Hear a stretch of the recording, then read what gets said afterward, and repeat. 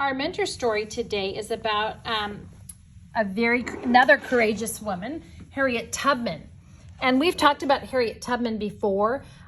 Just like Henry Box Brown, she got to free. She was a slave and she was freed because she made it up north like they had to, and she followed the North Star. And this is her story, and you're going to do some activities with her today. And I'll read this story to you. Harriet Tubman stood just 5 feet tall. So she was shorter than me, and you know Mrs. Stinson's not very tall. She could not read or write. Even so, she helped hundreds of African Americans lead lives of freedom. Let's learn about this amazing woman. Harriet did not know the year she was born. You remember how Henry didn't know when he was born? Slaves' birthdays were not written down. Harriet Tubman was born around 1820 in Maryland. In those days, some people in the South had slaves. Harriet was a slave, so were her parents, her brothers, and her sisters. Very similar to Henry Brown, right? Slaves were owned by white masters. They had to cook, work on farms, and do whatever their masters said. Slaves were not paid. They could also be sold away from their families at any time. Little Harriet and her family lived in a log cabin with a dirt floor. Their tiny home was on the land of their master's big farm. As a child, Harriet had only one dress and no shoes.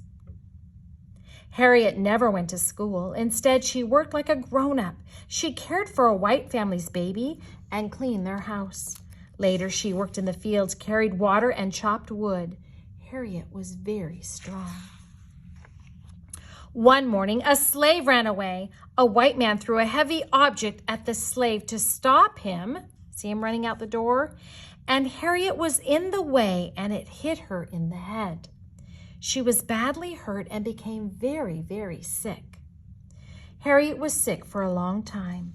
Her mother nursed her back to health, but Harriet was left with a huge scar on her head. The experience made Harriet decide that someday she would run away too. That day came in 1849. As the sky grew dark, no one saw Harriet sneak into the woods. She headed to the northern states where there was no slavery.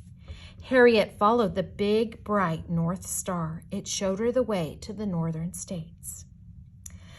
The Underground Railroad helped Harriet along the way. This was not a railroad with trains. It was a way that slaves ran away to freedom. People secretly hid the slaves, gave them food, and told them which way to go. Remember, Dr. Smith and James were people that helped Henry Brown escape? Sometimes slaves hid in houses as they traveled on the Underground Railroad. The trip was long, cold, and dangerous. The woods were very scary, but brave Harriet made it all the way to Philadelphia, Pennsylvania. And remember, that is where Henry mailed himself, okay? Same place. So this map shows how she went on her trip. Harriet had finally reached the north. She was free. At last, no one owned her. No one could tell her what to do. Harriet got a job in a hotel. She used the money she made to help other slaves run away. During her life, she made many trips down south secretly. She led more than 300 people to freedom in the north. People who escaped on the Underground Railroad were called passengers. People like Harriet who helped slaves travel on the Underground Railroad were called conductors. Slave owners offered a lot of money to capture Harriet, but she never got caught.